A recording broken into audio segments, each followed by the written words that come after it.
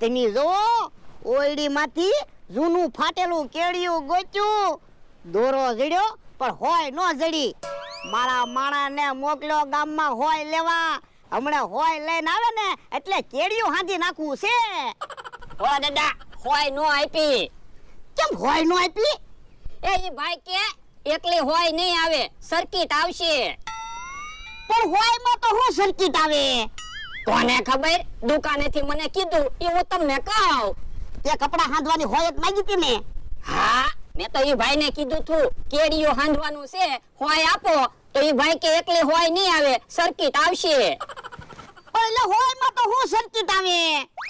એ હું તે ઈ જ વિચાર કરતો આવતો થો. મેં કીધું હોય તો નાની એવી આવે, અને એ તો ઇલેક્ટ્રિક ન હોય, એમાં સર્કિટ હું આવતી છે.